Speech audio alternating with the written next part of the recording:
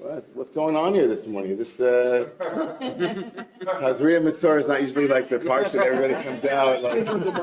Yeah, Cinco de Mayo. Okay, it's like okay, we're gonna study.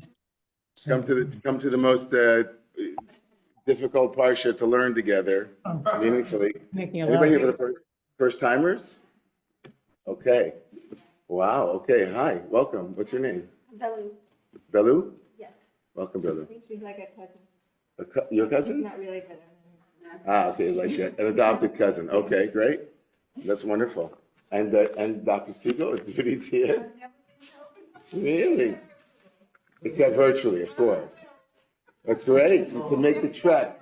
It's a long distance trek, so it's a big deal. Thank you for making Aliyah, coming up to New York.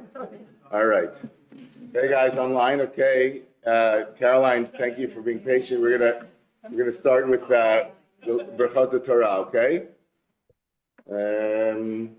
Ready? Baruch atah Adonai.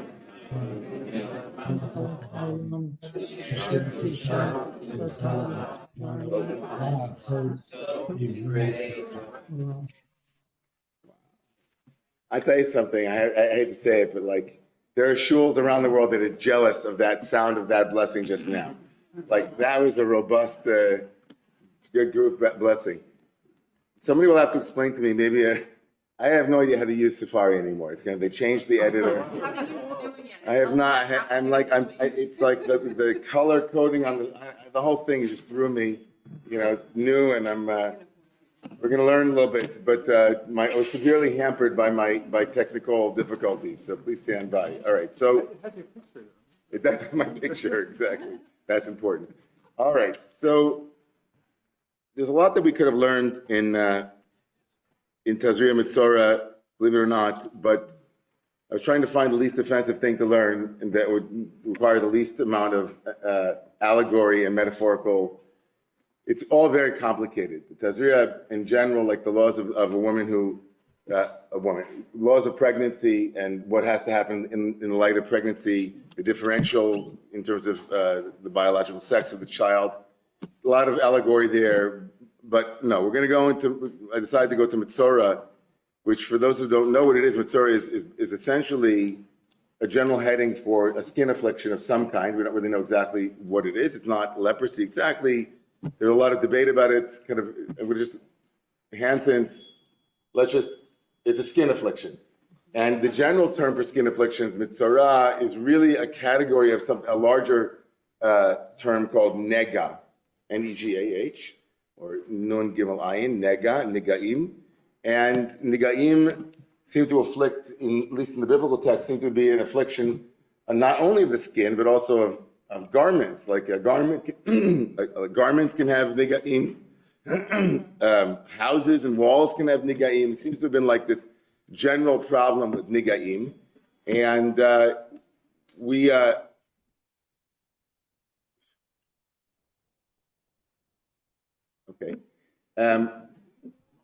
If you could put the text up, that would be great. So I can just see where you are, Caroline. Unless it is up and I don't see it. Is it up? It is up. All right. Yeah, the text is up. Yes. Yeah, sorry. The text is up, and I'm okay.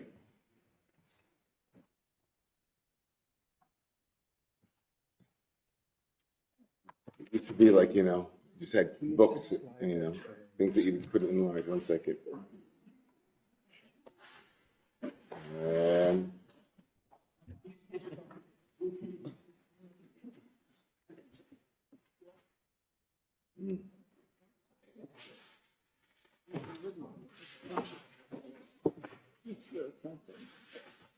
All right.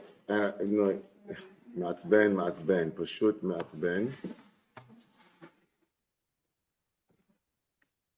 Gewalt, mamish. This is what we're dealing with right now. Okay.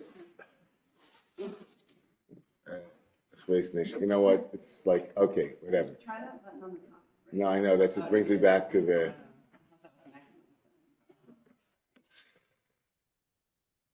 Where it is?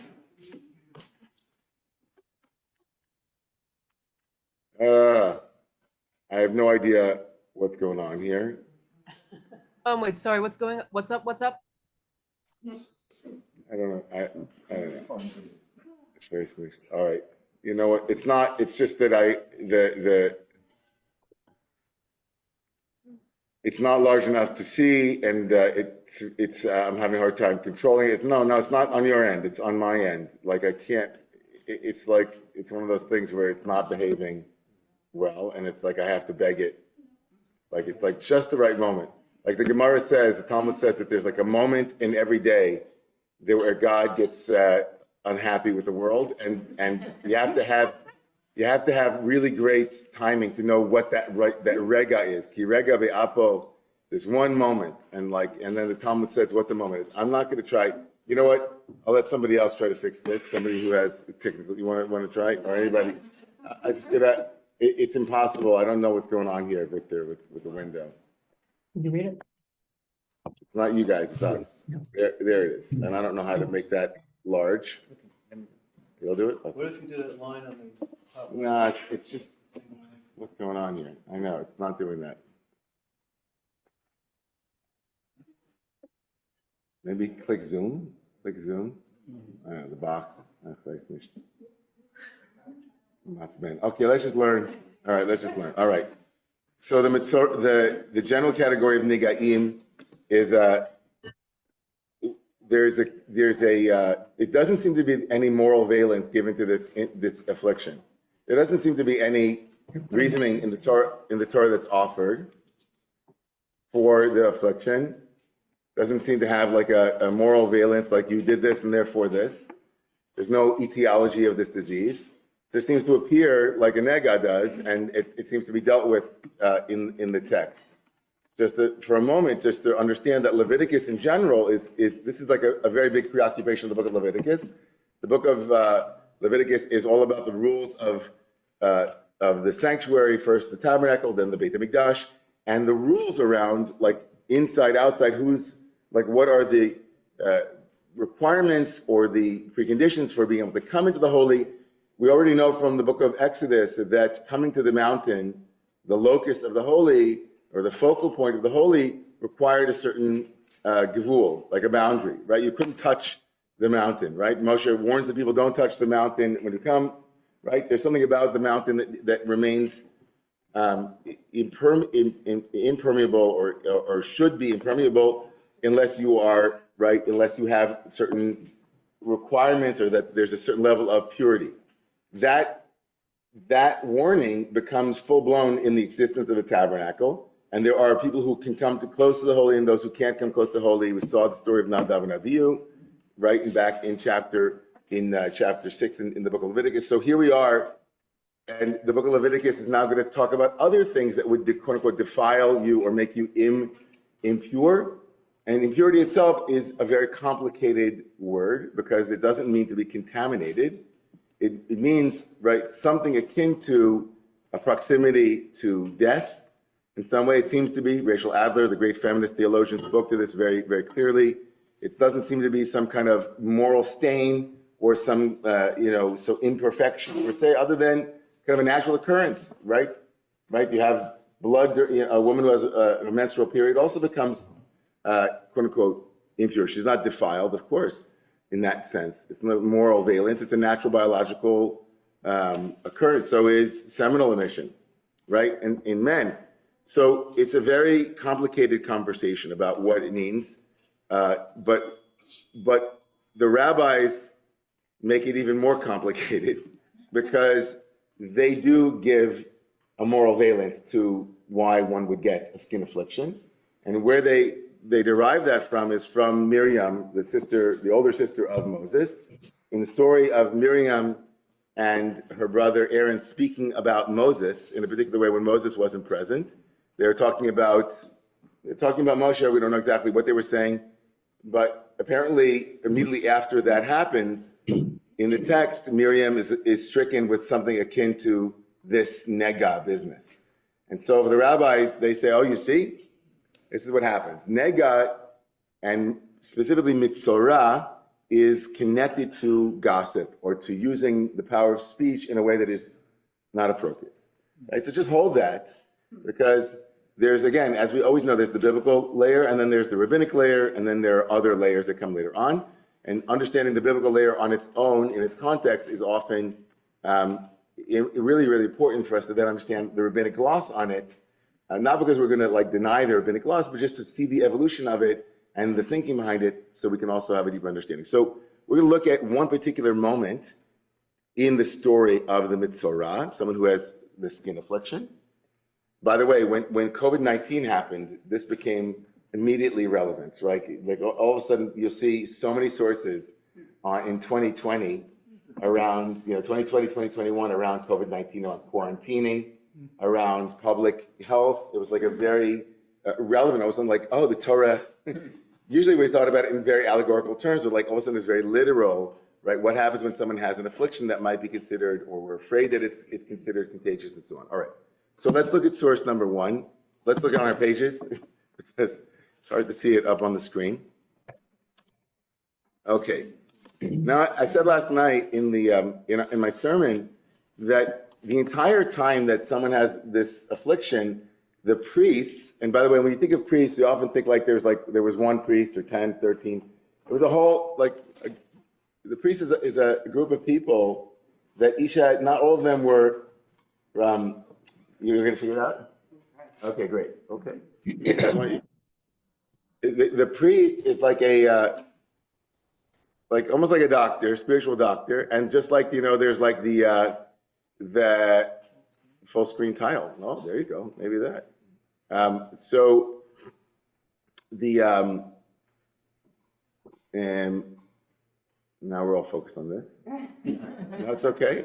I appreciate that it was. Did you want to try the full screen or no? What's that? It's grayed out. Oh, really? Interesting. Oh, annoying. Okay. All right. So anyway, it's hard. I know. Mashrat's Ben. I'm not going to get into it again.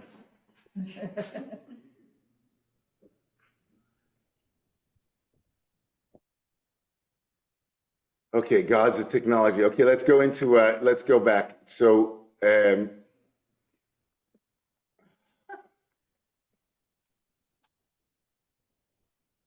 Okay.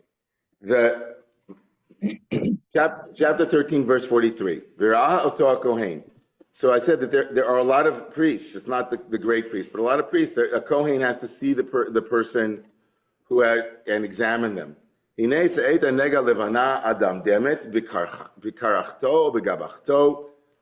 the swollen affection on the ball part isn't right in the front or at the back of the person's head, if it's white streaked with red, like leprosy of body, skin, and appearance, right? Kimar'et, sarat, or basar. Now, you're reading this, it's a medical manual, right? So it's a medical manual. So your eyes will gloss over. I know very few rabbinical students that actually know all the details of Neged Sarat, although it's in the Mishnah, and the rabbis were very taken by this. There's an entire section of the Talmud on it. But anyway, verse 44 says there's a diagnosis and there's a name for it. It labels it. Ish tsarohu. It is a man, a person with a leprous affection. Okay, with this thing called sarat. Let's just assume that we don't know what it means, but we'll call it that. Tamehu. Tamehu. That person is tameh. Tameh meaning impure, or the opposite of tahor, which is pure. Tameh yitamenu hakohen b'rosho nigo. So the kohen, the priest has to essentially say and pronounce this person unclean. Tameh yitamenu hakohen. Right? He has to say, designate this person as a tameh. Ve'atzarua, now verse 45. Ve'atzarua asher bo hanega, and the person who has this thing called sarat, who has this nega, right? Bigadav iyu pirumim. Let this person's garments be rent, and tear the garment. Ve'rosho ye parua, and let the person's head be parua, left bare. Another way of saying, like, let the hair grow, right? It's also kind of a wild look, right? Like a wild look. Ve'al safam ya'ateh, and his lip, and the person has to cover their lip. Ya'ateh is like some kind of covering or some kind of boundary. V'tamei tamei yikra, and the person has to call out tamei tamei. I am tamei. I'm tamei tamei. I'm impure.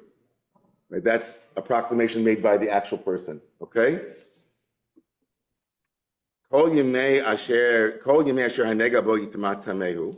All the days of being unclean, or being impure, the person has a disease, and because of that, badad yeshev, the person has to sit isolated, alone. Badad is alone, quarantined. Michutz lamachane moshavo, let this person's moshav, let their dwelling be apart, outside of the camp. Okay? So unless you overlaid here, there's really no moral valence to this. No. Right? No valence. Oh. No moral valence to this. It seems to be a very smart way to inoculate the population against against measles, unlike our current head of. In other words, the Torah is not interested in wishful thinking. There's an affliction here. Doctors know, and the person has to be.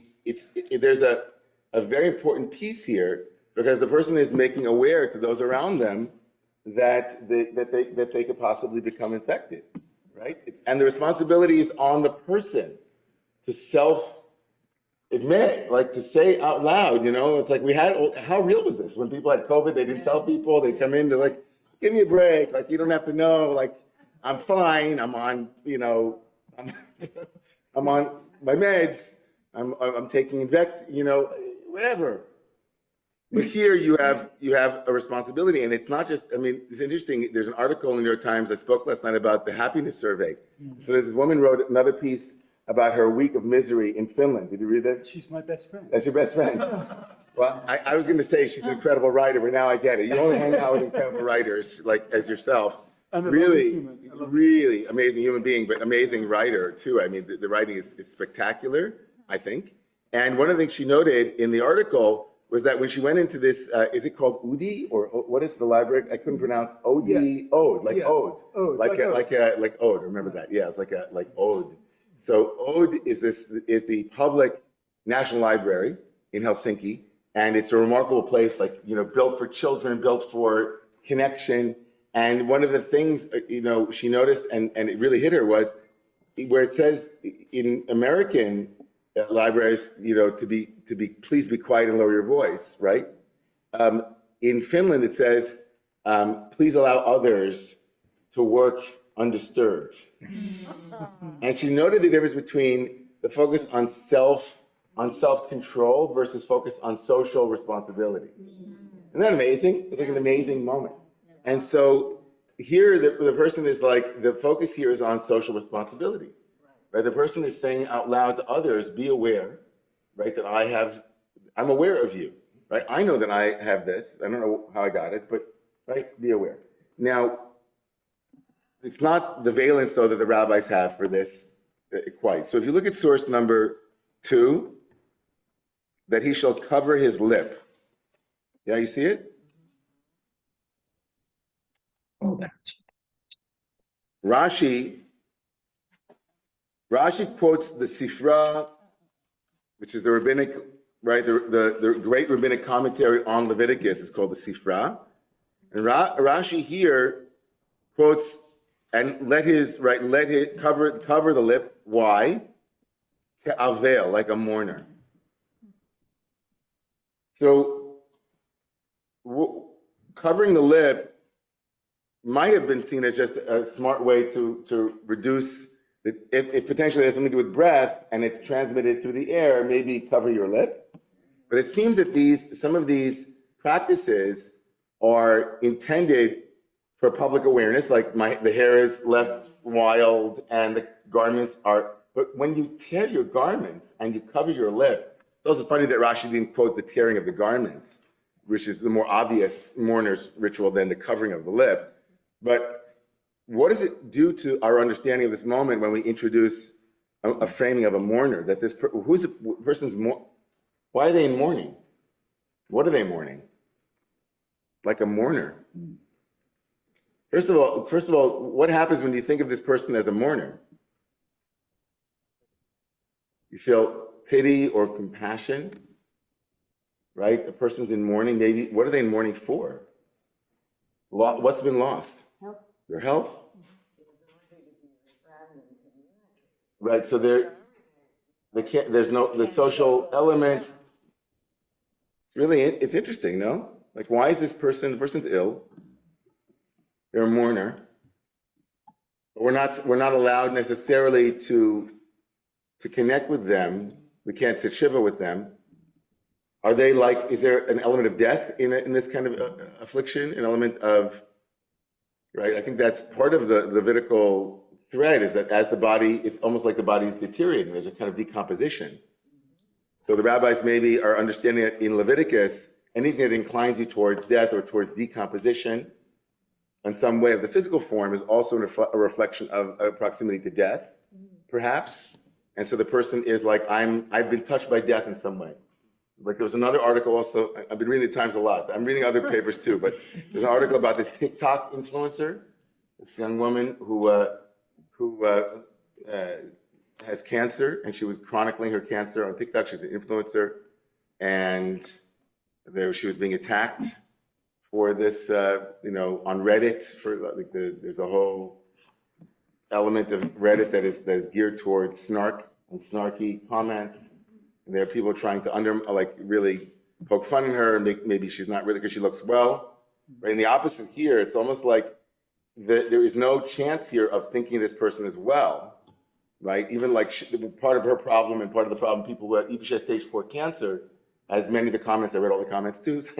So like people just started writing in and saying, "Oh, I have stage 4, and I look like no." Everybody says to me, "You don't look like you have cancer," right? And it's only until later. So here, there's a very clear visual representation of this person's illness, or this person's sickness, or this person's affliction. And then the gloss of the rabbis, again, this is from the first millennia, but Rashi is already right in the 10th and 11th century, quoting it saying, there's an aspect of the mourner that's in this, right, which invites connection, maybe, invites associations of death. It gets more, look at what Ibn Ezra says. Now, Rashi went by the direction of the mourner, but Ibn Ezra, who was living a little bit at the same time as Rashi, Abraham Ibn Ezra, the itinerant astrologer / commentator, he actually prefers a simpler, the explanation that we just offered, the simpler reason, right, that Rashi didn't choose. Right, the reason why he covers his mouth, because Shalo Yazdik Biruach Piv, like, so that, mask, this is masking, right? This is like the importance of masking. That's not, right, what he quotes.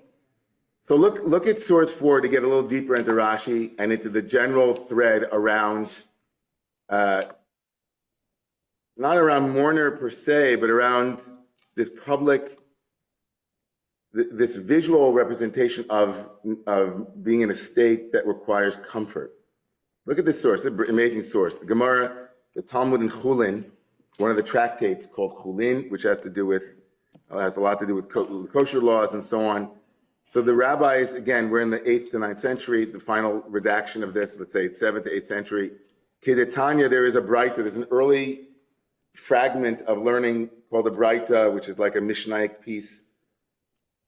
The rabbis, quoting rabbis, V'tamei tamei yikara, that the person has to say, I am pure, impure. Why? Why is this person saying it? So the simple reason is so that you don't become exposed to the contagion. But look at what the rabbis say, beautiful. Lehodia l'rabim, to let everybody know. And what will everybody with that knowledge do? Right? What will the people with that knowledge do? They won't judge you and stay away from you. What are they supposed to do? V'rabim mivakshim alav rachamim. Let the masses pray for that person. Person says, I'm sick. And, uh, and so we have to pray for that person, right? The person lets it be known. And so instead of the valence of impure being, I'm a pariah, I'm an outcast, right, somebody who has to be on the margins, the person says, I'm sick, so please pray for me. The same thing the rabbis say, it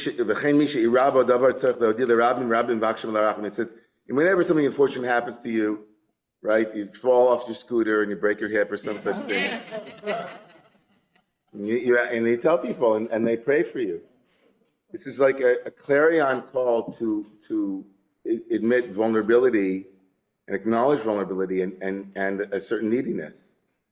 Like people say, I don't want, in my family, I know for sure, I'll just say this, I have a very close family member, I won't say who it is, who went through skin cancer and didn't let anybody know. It's completely hidden. They didn't want any attention, they didn't want anybody to know, and the rest of us were like, we were upset because we thought, why didn't you let us know? We wanted to take care of you. We wanted to know so we could help. And the person didn't want to be a burden. So here the Torah is mandating the person to say, I need you. I'm in need, right, of your support, of your. Very interesting. Mm-hmm. It is, isn't it? I can't see a darn thing. So why don't we, like, the people who are, who's unmuted, but also said it was interesting? Ah, there we go. Maybe it's just there. Who said it was interesting? I did. Who is it? Like who? David David who? Goldstein. Okay. Atomic So you're, Marathon. oh, there you go. You're unmuted, but since you already said it was interesting, why don't you tell us what you were thinking? Well, I was thinking that the beauty of this is that it addresses the tendency of people who are sick to isolate themselves, and they are cut off from the support of their community, which is a terrible thing. It's so much better if a person is ill if they have the support of their community, but the community has to know that they have an illness.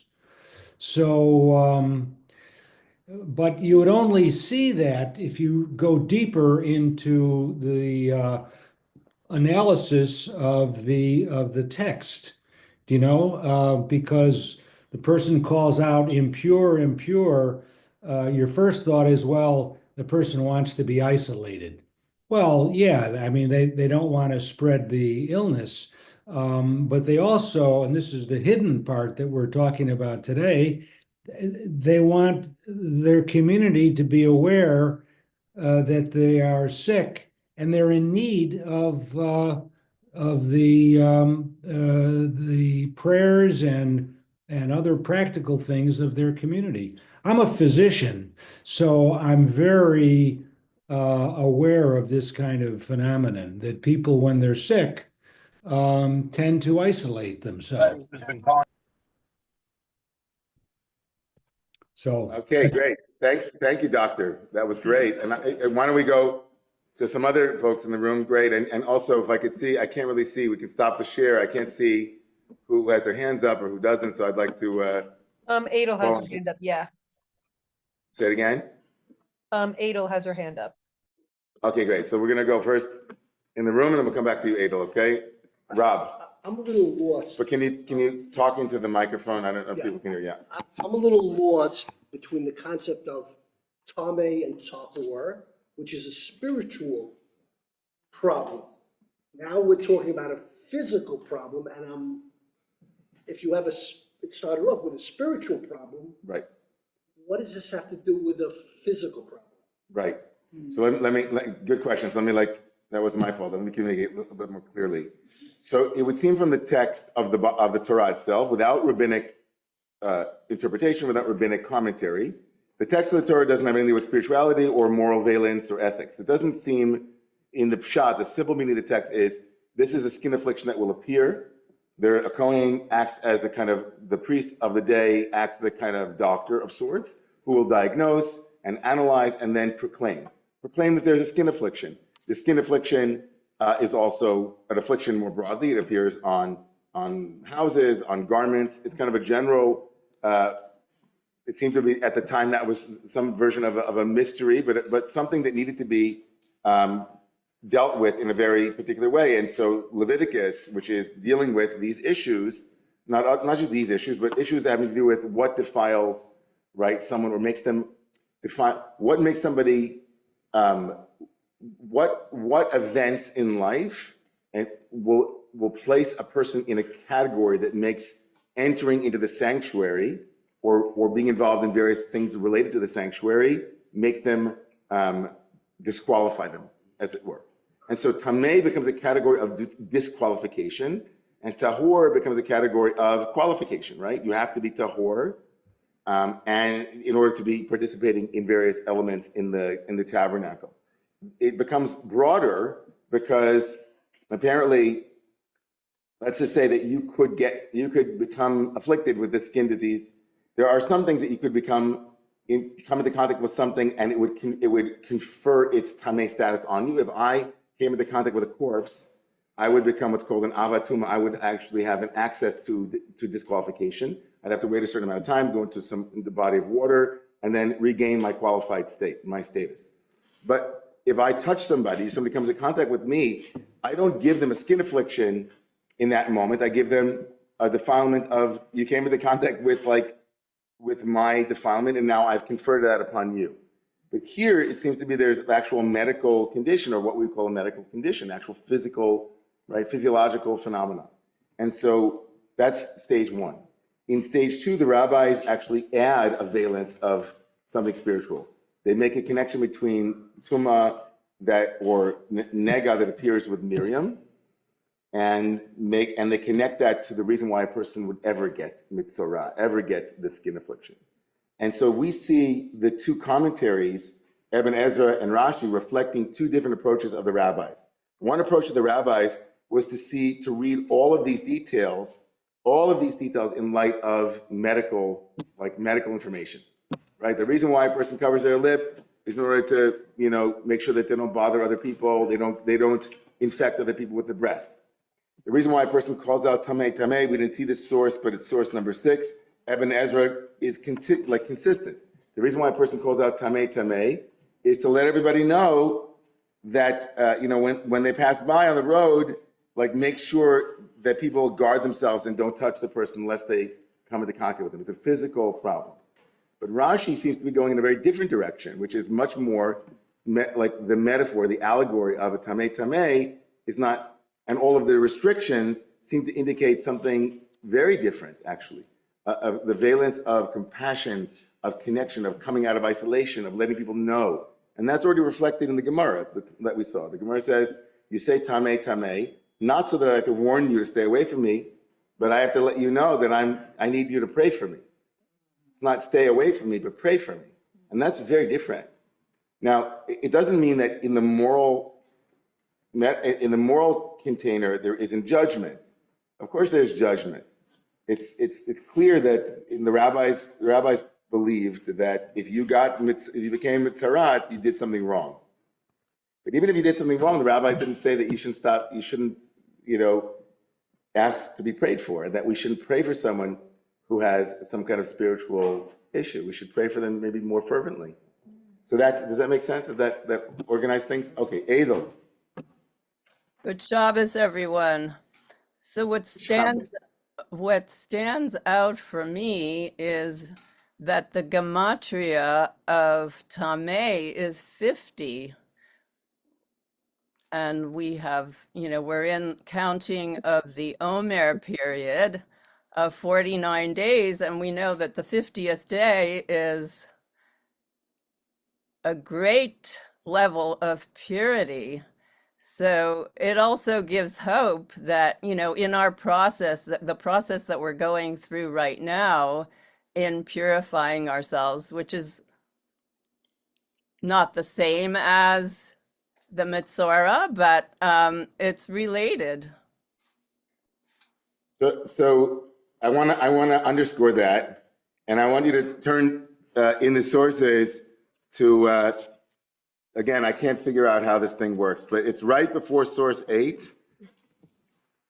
Right before source 8. So it's just turn a couple of pages. You'll see Aviva Zornberg. You see the middle of the page, Aviva Zornberg. There's some strange graphics on the left.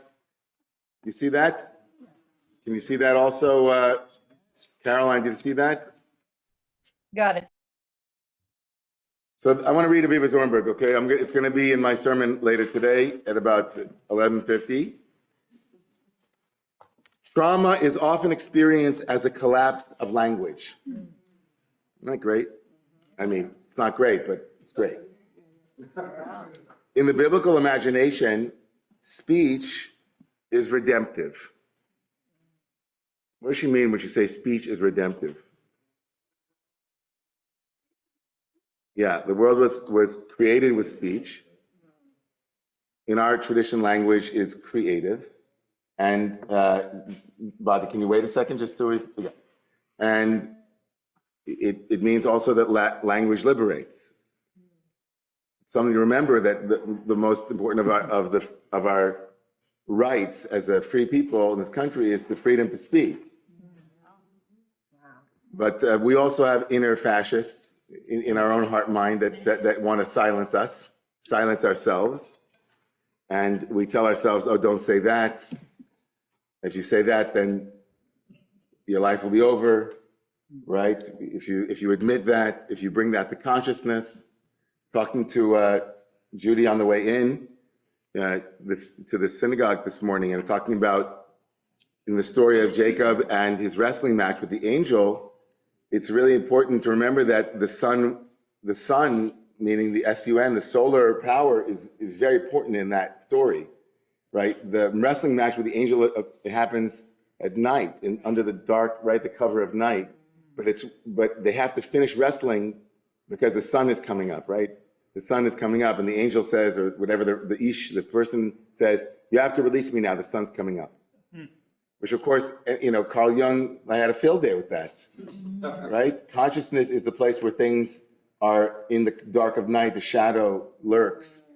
But the wrestling match, right, when the sun would arise, when the sun, which is in almost every tradition, wisdom, knowing, clarity, daylight, when that sun arose, right, it dispersed that angelic being, whatever it was. And that's, right, when Jacob is limping, it's because now there's new light, right? There's light where there was darkness before. There's consciousness where there was unconscious. There's I where before there was it, to use Freud's language. So trauma is often experienced as a collapse of language.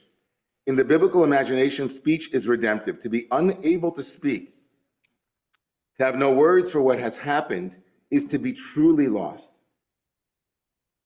Without veiling, she doesn't mean to say that you are lost as like it's a bad thing. It's like, it's just to feel like you can't name something. You can't label it. And so when the Metzora cries out, Tameh, Tameh, she says, it is a halting, painful return to voice. Isn't that great? It signals that speech, and thus relationship, is still possible. It's not, Berkeley's experiment of if a tree falls in the forest and there's no one there to hear. It is kind of like that. If a Metzora says Tameh, Tameh, and there's nobody there to say, I hear you, I see you, I know that you're in pain, the person feels even more isolated. So the person is isolated, but there's a way that the speech act brings them out of isolation, to say, I am Tameh. To bring that to consciousness, to be able to name that, is already the beginning in this rendering. And I'll talk more about this in my sermon. Like, this is the beginning of healing. Yeah. It just strikes me that, 2 parshas ago, Ram was silent.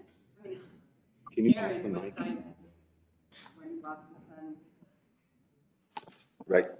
The silence of Aaron a number of weeks ago, right? We talked about the silence of Aaron when his 2 sons die, and it's contrasted with Moshe's speech, so we saw it as resilience or as a kind of silence that is full of resistance, but it's also the simplest rendering, which Andreas is bringing, is that Aaron was frozen. Like at that moment, he had no response because he had lost language, was eclipsed in that moment. And it would take him a number of verses before he could actually find his voice again.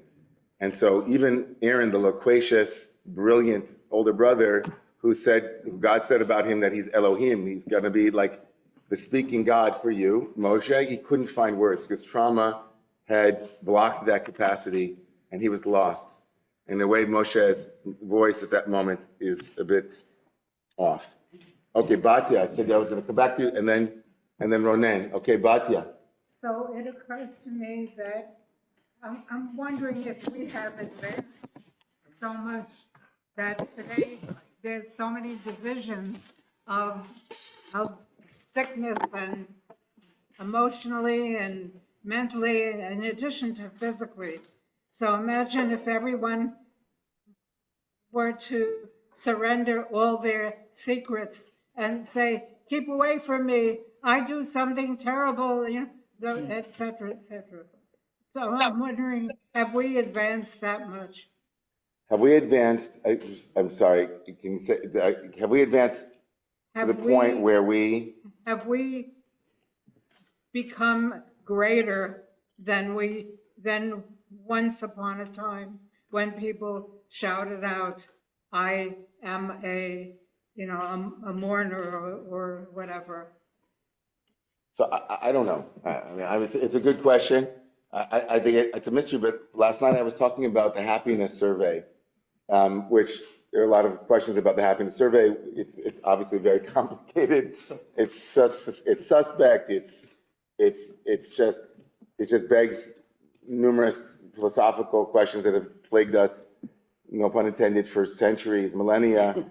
How does one define it? Is it attitudinal? Is it, as they call, affective and affective? Is it a mood? Is it contentment or conditional? All of these things. But one thing seems to be clear, is that social beings need, right, given that we are social beings, the fraying of a social fabric will have implications for individuals, right? The sense that we are isolated now more than perhaps we've ever been is at least in this society, in many ways, right? America itself thrives on individualism. It thrives on, you can go your own way.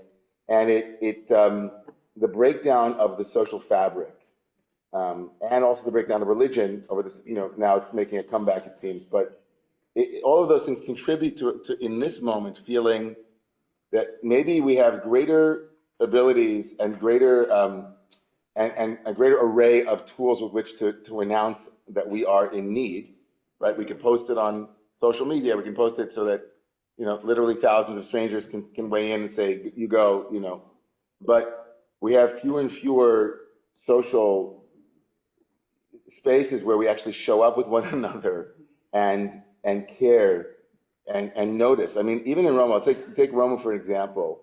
Right, there was a point where I knew everything that was going on in the community, and it wasn't just that I'd have to find out on Facebook, or if I wasn't on Facebook, I would miss something. Like there were a certain number of people in the shul, and if somebody didn't come one week, we would know that somebody wasn't there. Right. At some point, I remember where it started to grow, and we didn't have systems in place, and I would find out weeks or even months after somebody was sick that someone in the community was sick, and I'd feel like, I didn't even know. And people say, well, like, how did you not know? Like, they posted it on Facebook.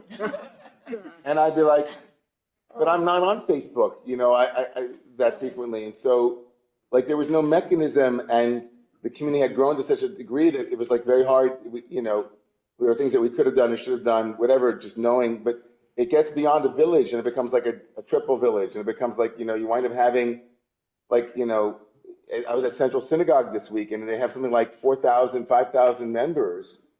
And what does it mean to become a part of a community if the community doesn't know that you're going through something incredibly difficult? Or the rabbis of the community, or the clergy, or all the other members, like there's something, again, we need spaces like this, but it's not just that we need to belong to a community. We need to know that we matter in a community, and that that I think that was what the survey was pretty much pointing out in societies where there was a greater latitude for mistakes, a greater latitude for humanity, right? In the Nordic countries, not saying that they're perfect, but maternity leave and paternity leave, I mean, saunas are also nice. I also thought that sauna definitely, a schwitz definitely goes a long way. There was a moment where I wanted Roma to be a synagogue with a schwitz. There was like Mordecai Kaplan had wrote, his vision was called the shul with a pool. And I think there was the rhyming of it, shul, pool, but I think that Romemu member David Kaufman, who's a professor of Jewish history, and especially 19th and 20th century Jewish history, he wrote a book on Mordecai Kaplan's vision of a more integrative synagogue called Shul with a Pool, and it was about the JCC movement and the YWHA movement. But I thought a shul with a schwitz would be great. It's just like these Korean spas and so on. It's like people show up and they kibitz and they schwitz and they kvetch and all the Yiddish words. All right, so. Can I add one little anecdote? Yeah, but 1 second. Can you hold the anecdote? Because I want to just honor Ronen, and then we'll come back in the room and then go to Lori and Richard. And okay, go ahead, Ronen. All right. Thank you for letting me talk. I feel it's therapeutic now. So I just wanted to ask, we translate tameh as impure, but that's not the correct translation. Tameh means contaminated. And it has two implications. So contaminated may be poison, it may be infection, or it also has moral implications. So I think this man who is being tameh, contaminated by something like most likely infection, because they're afraid that it's going to spread, he's also outcast. He's also lost his social status, and he's kind of like look disheveled and outcast from the community, outside from the community.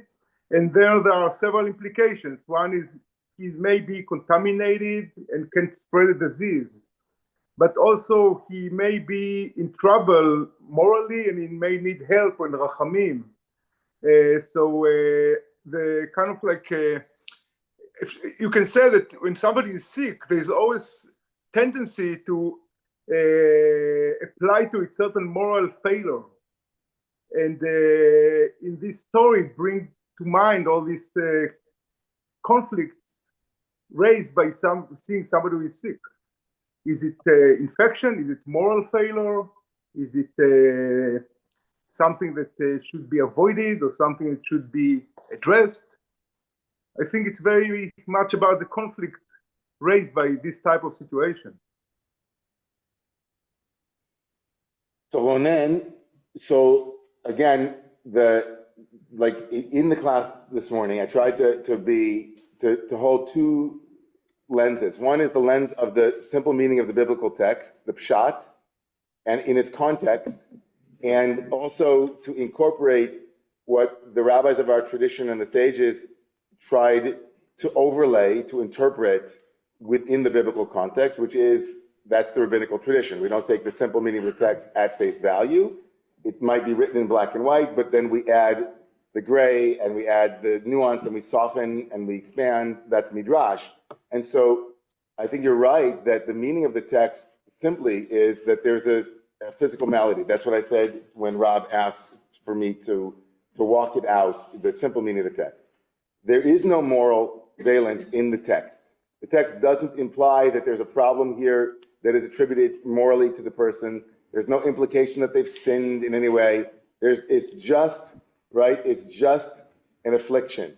And the rabbis add the element of a sin, right? The person spoke gossip or spoke ill of someone else, and they give a lot of valence to that. But then the rabbis also have another valence, which I also brought, which is a softening of that language and the softening of isolation, the softening of this exclusion of the person. The person is brought back into the camp by the Kohen, and the rabbis make a field day of that. So we have both of those in the text, and I think obviously, until COVID, maybe for many of us in our lifetime, the first simple meaning was a little bit, irrelevant. Like, we didn't think about it in quite the same way. Maybe during the AIDS epidemic, probably also, that was also very alive for us, trying to understand the text and what it might mean, and the social stigma involved with AIDS and so on. And we tried to soften that, I think, depending on, well, not everyone, but depending on where you were, you tried to soften it and try to understand it differently. And I think with COVID also, we had a different epidemic. And so it was very relevant for sure. But I think there's also this other piece of Torah, which has to do with, how do we incorporate and acknowledge the social element here. On the one hand, it seems isolative and very distancing, but also there's a piece here that I wanted you to see that was less so. And there's more Torah that I also wanted, but it's now late, it's 9:42. And there was a Torah from someone named the Safat Shava Rebbe, the Shemi Shmuel, that I wanted to really get to, which was really seeing the entire thing allegorically as something completely different than the way that we were approaching it, but I doubt that we're going to get there at this point. So okay. So thank you, Ronen, our friend Thomas. Stigma, by the way, literally means a mark on the skin, just to use Like that stigmata. word. Like stigmata, so no coincidences. A mark on the skin, yeah. The anecdote I can't resist, my friend Molly will be so happy she got a shout out from Open Book. Really? Tell Molly that she can come and teach one day. We will summon her. We will try and manifest her. She's a very special person. Amazing. And she was saying, just thinking about the shul with the Schwitz and the happiness in Helsinki, in the land of the sauna, is the Finns drink the most coffee per capita of any people in the world, right? Because it's so big and so dark and so light, and the days are so long. But the coffee cups are the smallest possible cups, and she went into great detail about this in a little newsletter she sends around to her friend. And it's regular coffee, like American coffee, but it's almost in espresso cups. And so you keep having to refill and refill and refill. And she was like, why is this? Unlike Americans who have their massive cup and just fill it and take it away and hoard the object. Yeah. And what she was saying is also in Finland, there's kind of a taboo, as with sake in Japan, about filling your own cup. It's quite impolite. And there's a taboo against having the coffee pot and the coffee cup next to each other. So you put the pot, even in a cafe, you put the pot all the way at the other end of the room. And so every time you have to refill this tiny cup of coffee, you have to go and come back, or you have to ask someone else. So you're dependent on them. So You're dependent it on. reinforces interdependence. And the theory is it's about actually community. Like the small cup, like I don't know, like a shallow well or something, requires everyone to constantly engage with each other. So it's the caffeine, but it's actually the community. So just making a case for yourself. Love it. Yeah. So I love it. I want to speak about. I'm actually going to tell over, and I see hands in the Zoom, but I just want to. I'm sorry. I just want to tell over the Shemi Shmuel briefly, like outside, and paraphrase what the Safat Shava Rebbe wanted to say, and how it connects back to what Thomas just said, to the sauna, and to the sense of the inside and the outside. I don't have to say the whole thing. I mean, I don't have to read the whole thing inside. So the Safat Shava notices that everything about this affliction physically, this malady physically, appears on a surface.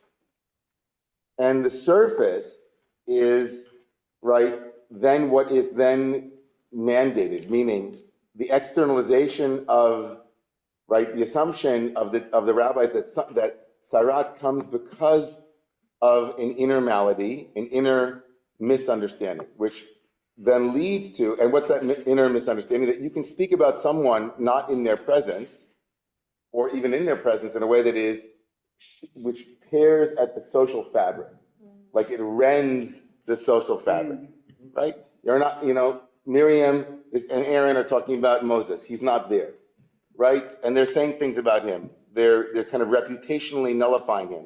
Use that term. There's kind of a nullification of that person's reputation.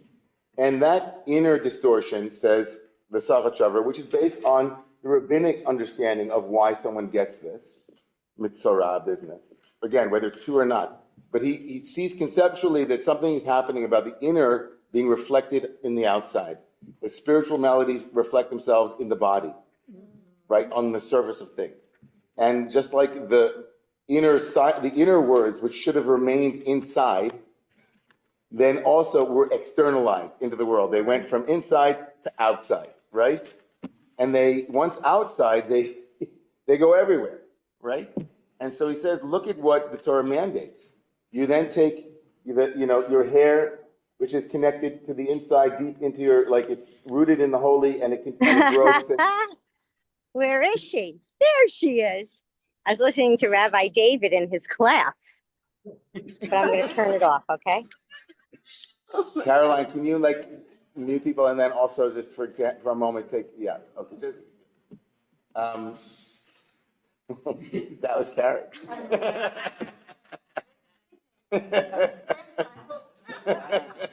Karen, you don't even know what was on the inside silent became outside. At a perfect moment, underscoring the point. And so he says, look at what the Torah says. The Torah says, tear the garment, which is a reflection of what's happened externally. The garment is that which covers the body now has been torn. Let the hair grow, right? Cover the lip, which you cover the lip. That's where the speech, right? Cover that, right? It says all of these things, he says, are an externalizing of that something on the inside, the inner, the koach, he calls it the koach pnimi, the interiority has become distorted. And so we externalize that inner weakness, the atrophy that allows you to be inside, to be on the inside. And then he connects it to Egypt. It's amazing. He says, if you look at a lot of the rituals, especially the ritual of using hyssop, the reddish plant that is used in the original Passover, not used later, but in the original Passover, right? That original Passover was a purification of our inability to speak, because in Egypt we had lost the ability to speak. And that comes back to Aviva Zornberg. That the beginning of all healing, the beginning of all empowerment is the recognition that you have the ability to speak and you have the ability not to speak. That it's not superimposed upon you from the outside, but your own inner strength knows when to say something and when not to say it. And that's true freedom. True freedom is not maximalized freedom to speak, meaning I can say whatever I want and nobody can stop me. It is, nobody can stop me, but I can stop me. I can decide when to speak and I can decide how to speak. I can decide what to make public and what to keep private. So she argues, right, that trauma, it begins with the loss of language. But the Sachachever says that there is a connection, he says, between these rituals on the outside and the inside. And that connects to the word tameh tameh that the person says. Because now the person is saying, I know what it's like, right? I know what it's like to be afraid that someone might see me in a particular way and not know what's going on the inside. I know what it's like for a person to judge me just by my externalities and to say something about me that isn't true. And so I will name myself. I will say, tameh tameh, I'm sick. I'm not well. I need you to know that. And I need you to know that unless we own that in a particular way, right, we won't be fully redeemed. So I know that I see hands up, and I'm sorry. I know this is such a rich topic, and it's already 9:50, and it's a very big morning this morning. Karen Goldstick is having a very special morning to honor her retirement. And as usual, I'm running a little bit late, and I can hear Cantor Smith already beginning to play the music, and this will, so I apologize to those online. I know it's a very rich topic, and I hope that you'll stay for the service later on, and where I'll be also, not only with Karen, share Torah, words of Torah, I will also be sharing words of Torah that are directly related to this. And I hope you'll stay online with one another, and Caroline will facilitate a conversation with you all online as well. Wish everybody a good Shabbos and a blessing for healing and for connection and social cohesion and thickness, and maybe a schwitz or sauna, you know. Amen. Okay, friends. All right, good Shabbos, good Shabbos, good Shabbos.